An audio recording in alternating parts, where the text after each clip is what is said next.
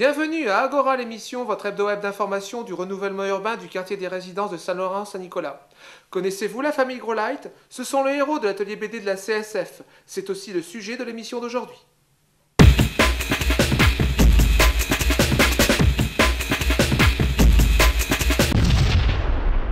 J'interviens à la CSF pour animer un atelier de bande dessinée, de création de bande dessinée. Cette bande dessinée va parler de quoi? Elle va parler des problèmes de l'alimentation dans une famille. On a pris une famille avec un papa, une maman. On voit que dans cette famille, c'est la maman qui gère tout ce qui est côté alimentation, au niveau des courses, au niveau des repas. Une petite fille qui a dans les 2 ans. Donc là, les problèmes, ce sera l'alimentation des bébés. Ensuite, on a un garçon très dynamique qui a 10-12 ans. Ensuite, on a un ado qui passe son temps devant la télé et qui grignote n'importe quoi. On a une jeune fille qui fait très attention à sa ligne. On a une grand-mère qui ne fait pas beaucoup d'activités, qui préfère regarder la télé.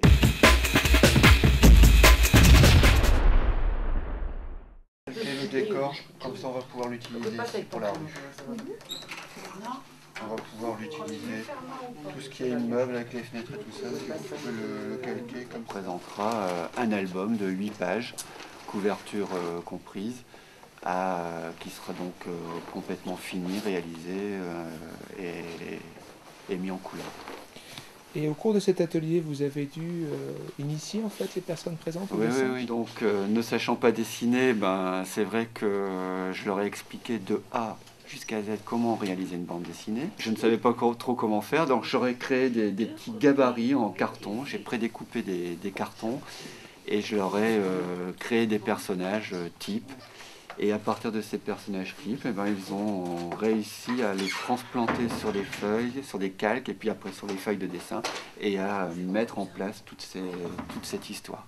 Et ça a été un souhait des habitants de travailler sur une BD.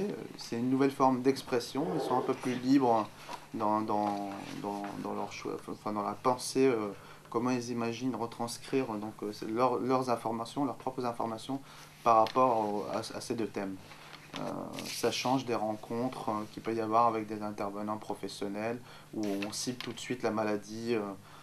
C'est une nouvelle forme d'expression en quelque sorte.